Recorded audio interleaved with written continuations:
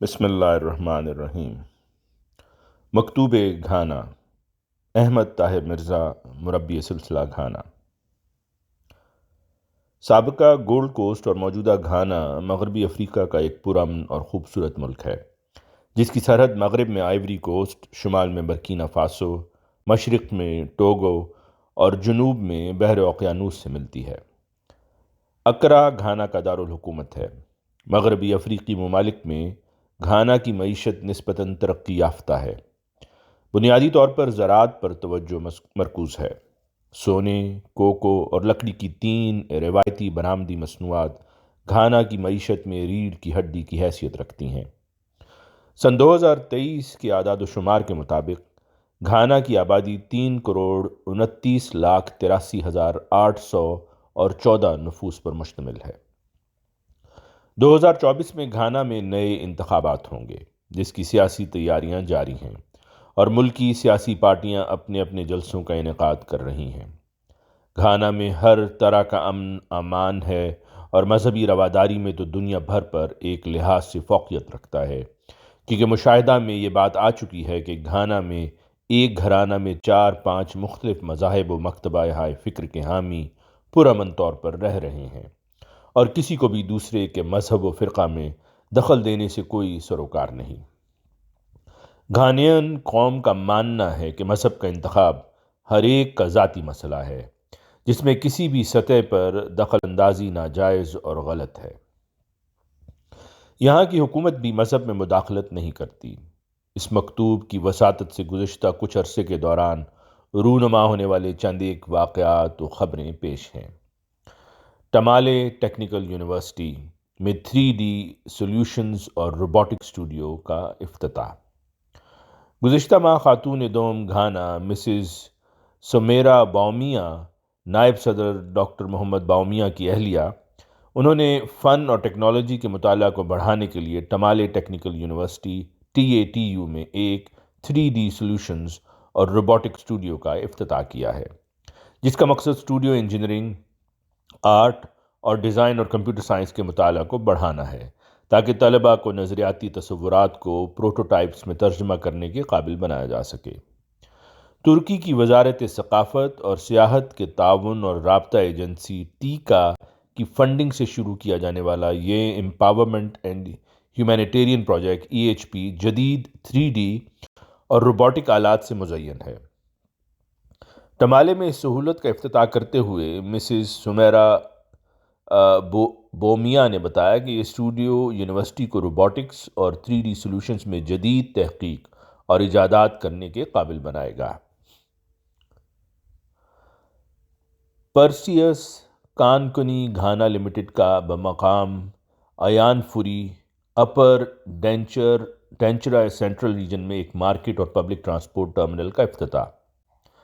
پرسیس mining Ghana limited نے central region کے اپر ڈینچیرا western district میں ایان فوری میں ایک مارکیٹ اور ایک پبلک ٹرانسپورٹ ٹرمینل علاقے کے چیفز اور عوام کے حوالے کر دیا ہے۔ یہ سہولت، جس پر $5,08,000 لاگت آئی ہے، مقامی کونسل کے ذریعے شروع کی گئی تھی، لیکن ابتدائی مرحلہ پر اس وقت تک جمود کا شکار رہی جب تک کہ کمپنی نے اسے مکمل کرنے میں مداخلت نہ کی۔ اس میں 3 لاری ٹرمینلز، 138 مارکیٹ سٹالز کے 6 مختلف رول، سہولت کی جگہ اور سیکیورٹی کرنے کے لیے بارڈ لگوائی گئی ہے۔ اس کے افتتاح کے موقع پر پرسیس مائننگ کے جنرل مینیجر ڈاکٹر اسٹیون کوفی نڈیڈے نے ایان فوری کے سربراہان اور عوام کا گزشتہ سالوں میں کمپنی کے آپریشنز میں تعاون پر شکریہ ادا کیا۔ انہوں نے آگاہ کیا کہ ابھی تک کمپنی نے ایڈی خان ٹرسٹ فنڈ میں $3 لاکھ کے سالانہ عطیات سے کیچمنٹ اور ایکسپلوریشن کمیونٹیز میں ترقیاتی منصوبوں کے لیے قریباً 15 ملین گھانین سیڈیز حصہ ڈالا ہے۔ EP کالج آف ایجوکیشن میں طالبات کی فوقیت۔ اپنے قیام کے 75 سال بعد پہلی بار EP کالج آف ایجوکیشن امیڈزوفے امیکو، جو گھانا کے وولٹا ریجن کے ہو میونسپل ڈسٹرکٹ کے پہاڑی علاقے کے شمال میں قصبہ میں واقع ہے، اس نے مردوں سے زیادہ طالبات کو داخلہ دیا ہے۔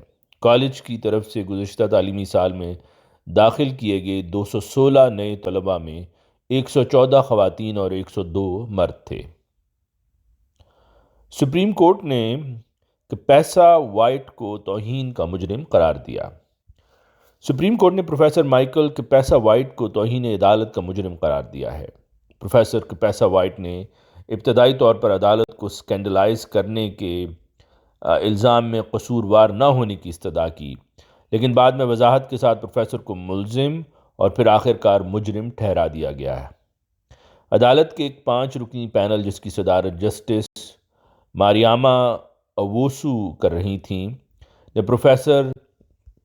پروفیسر کپیسا وائٹ کو اپنے ہی جرم کی درخواست پر مجرم قرار دیا۔ عدالت فی الحال اپنے وکیل ڈاکٹر جسٹس سریم سائی کی جانب سے تخفیف کی درخواست کو سننے کے بعد ان کی قسمت کا فیصلہ کرنے کے لیے چیمبر میں ہے۔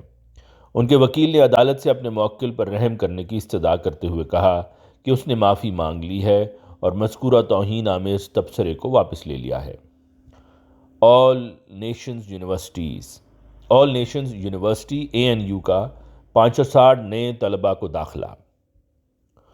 کوفو ریڈوا ایسٹرن ریجن میں آل نیشنز یونیورسٹی ANU نے 560 نئے طلباء کو ادارے میں مختلف کورسز میں داخلہ دیا ہے۔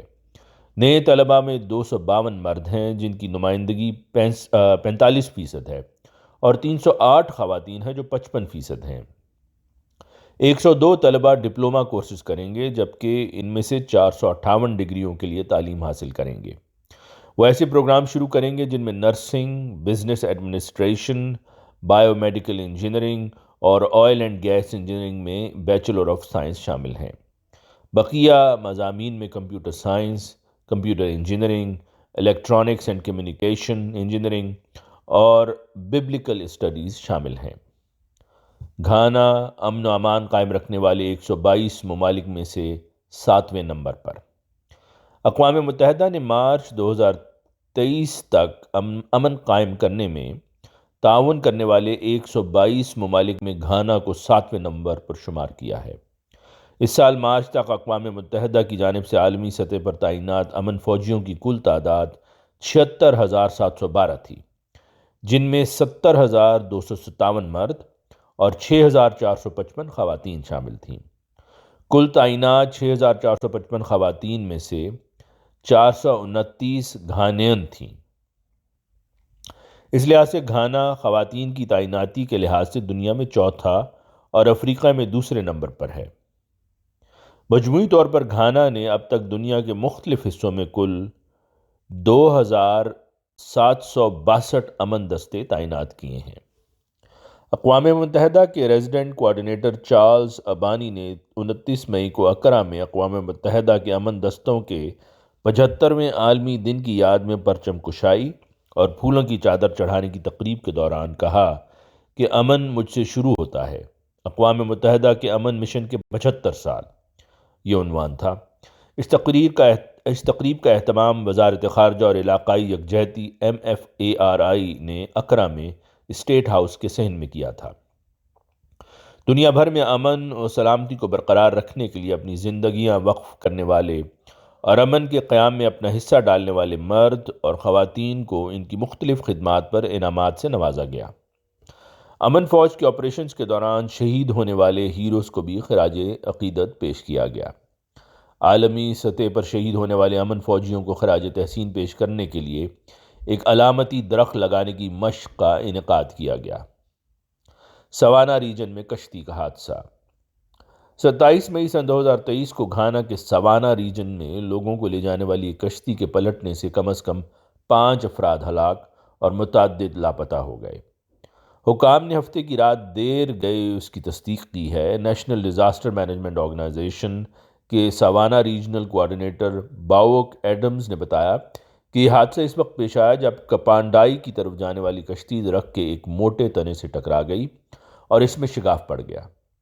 مسٹر ایڈمز نے کہا کہ مسافروں اور کشتی چلانے والوں کے ذریعے حالات سے نمٹنے کے باوجود کشتی پانی سے بھر گئی اور ڈوب گئی۔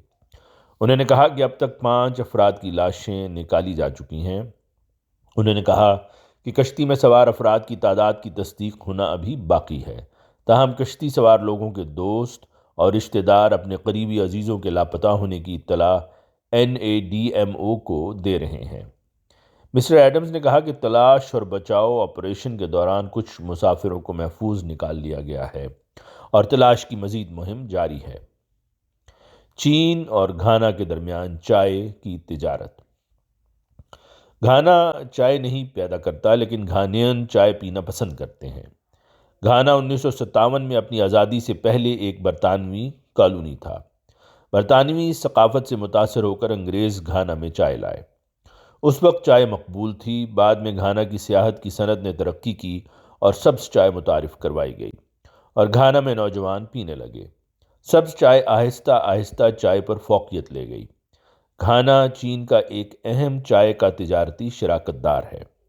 2021 میں گھانا کو چینی چائے کی برآمدات کی کل مقدار پچھلے سال کے مقابلے میں نمایاں طور پر بڑھ گئی ہے۔